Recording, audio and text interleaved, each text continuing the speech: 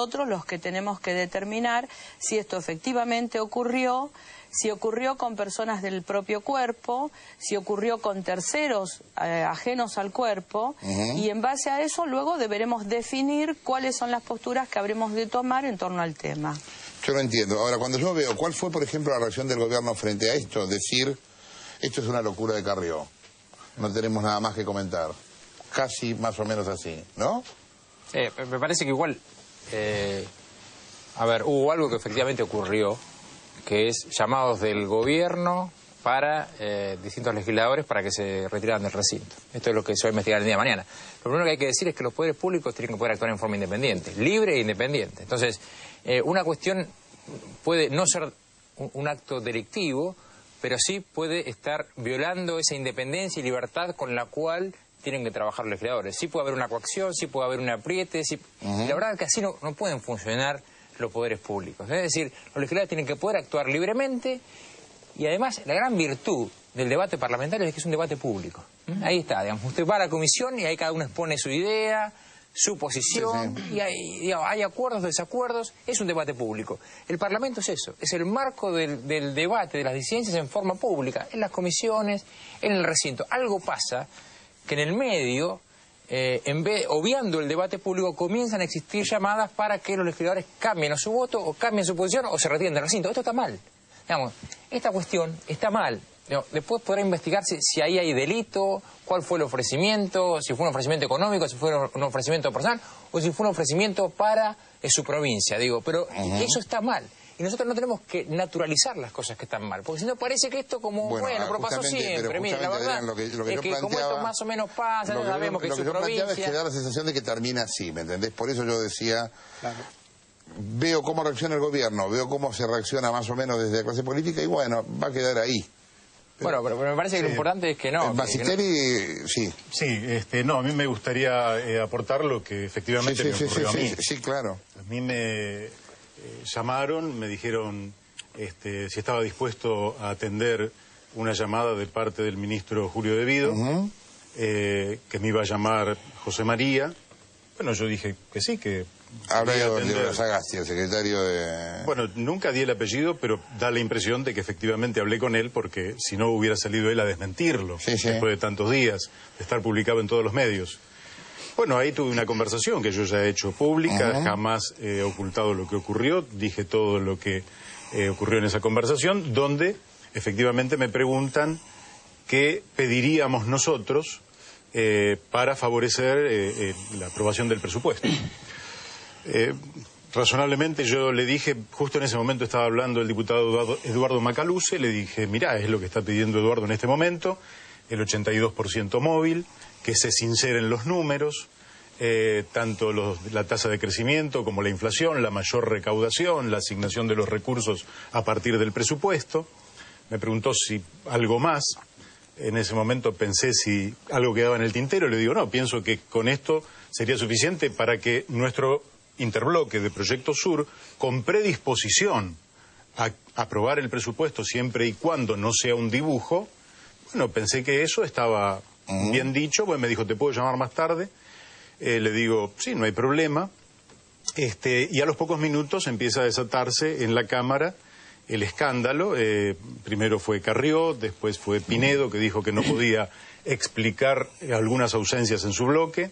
Y después fue Cynthia Houghton, y ahí efectivamente me di cuenta que estábamos siendo operados desde el Poder Ejecutivo con mucha claridad. Lo llamo al diputado Pino Solanas, le digo, esto que se está ventilando aquí es rigurosamente cierto porque me acaban de llamar. A partir de allí se desata esto que verdaderamente es un escándalo, y me parece que se produce, ¿por qué?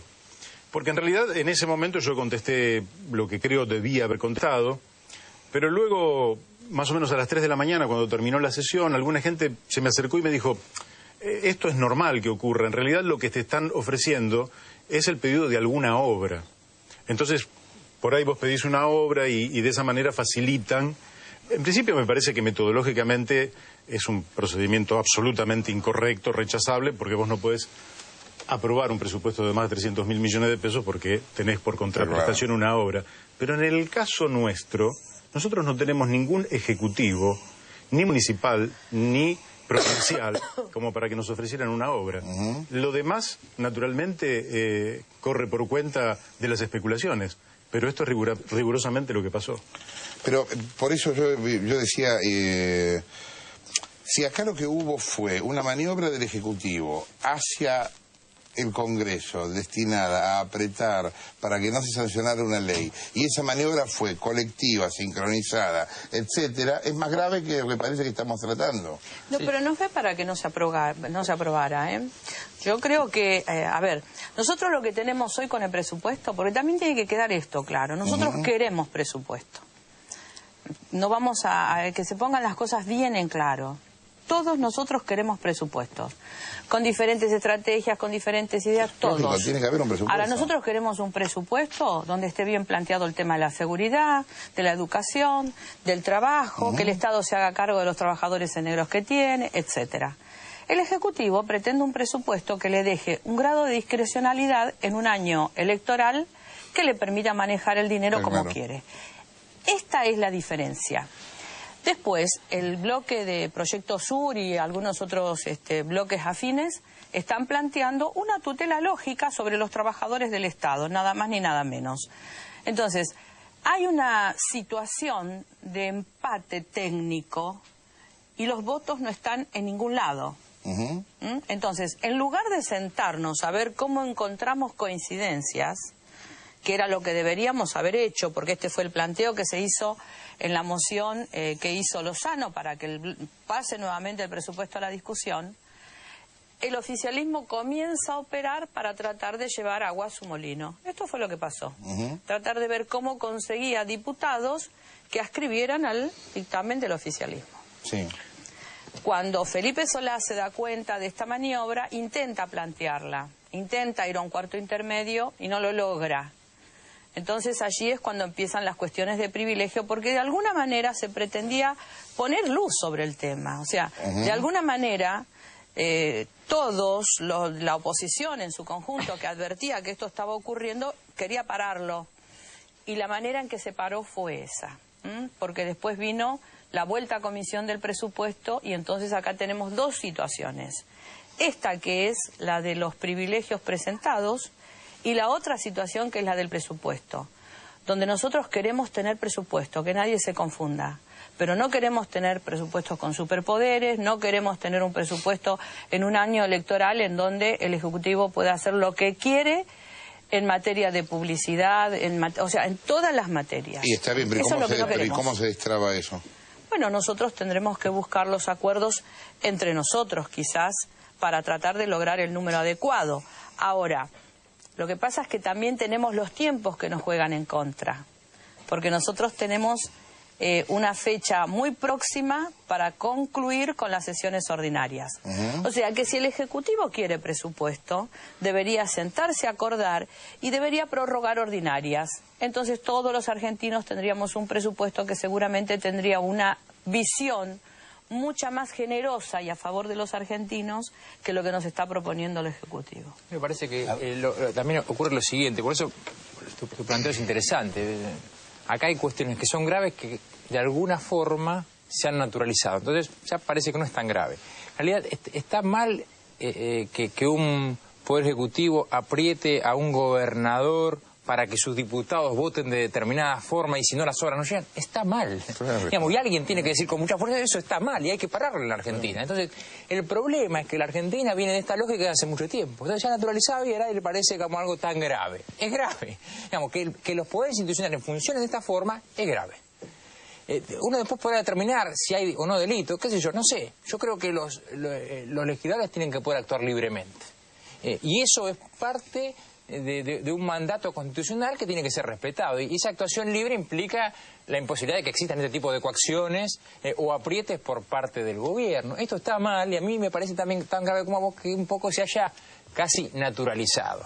Entonces, yo creo que esta cuestión tiene que tener una investigación parlamentaria, que es importante, que sea seria esa investigación, y luego tendrá que tener también una investigación judicial como la que ya se ha iniciado, donde habrá que determinar o no la existencia de delito.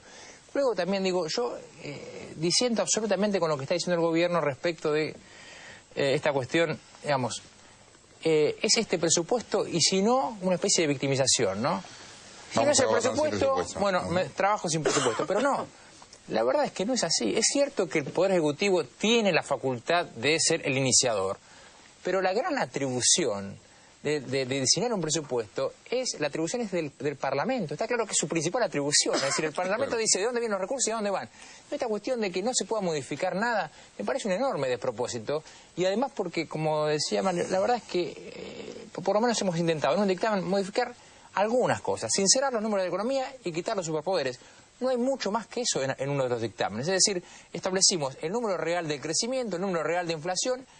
Hemos calculado cuánto significa eso en términos de excedente, que son unos 40.000 millones de pesos, y a dónde lo asignamos. Eso y la eliminación de los superpoderes, yo diría que es la gran diferencia con el presupuesto del oficialismo. Si a esto del oficialismo le parece que es atarle las manos, es no dejarlo gobernar, me parece un enorme despropósito. A ver, yo lo que digo es, ¿por qué otras democracias en las cuales los gobiernos no tienen mayorías pueden conseguir su presupuesto? ¿Por qué otras provincias en las cuales no existen mayorías pueden conseguir su presupuesto? En la Ciudad de Buenos Aires no tenemos mayoría y no obstante, aceptando modificaciones que propone la oposición, podemos conseguir un presupuesto. Y me parece que eso es lo que refleja la democracia cuando a través de los congresos se establece mecanismos de aprobación de gastos que son lo que en definitiva refleja el presupuesto. Y esto es lo que nos hemos planteado desde el primer día que Vudú presenta el proyecto de presupuesto, que todos veíamos que era un dibujo, digamos, que representaba una inflación más o menos estimulada por el INDEC y con muy poca certeza en términos de la realidad. Y me parece que a partir de eso estamos en un conflicto en el cual el gobierno ha dicho esto es a libro cerrado, la oposición son loros, las frases que han utilizado para tratar de llamar al diálogo fueron poco felices. Ahora, el resultado del miércoles es consecuencia de todo el tratamiento que se ha dado en la Comisión de Presupuesto, en la cual ha habido autismo por parte del oficialismo.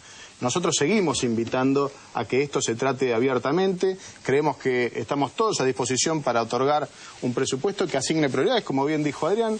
Nosotros creemos que básicamente esto no tiene que haber superpoderes, como bien pasa en otros distritos de la Argentina, donde claramente cualquier asignación presupuestaria por encima del presupuesto aprobado tiene que ir y resolverse en las legislaturas.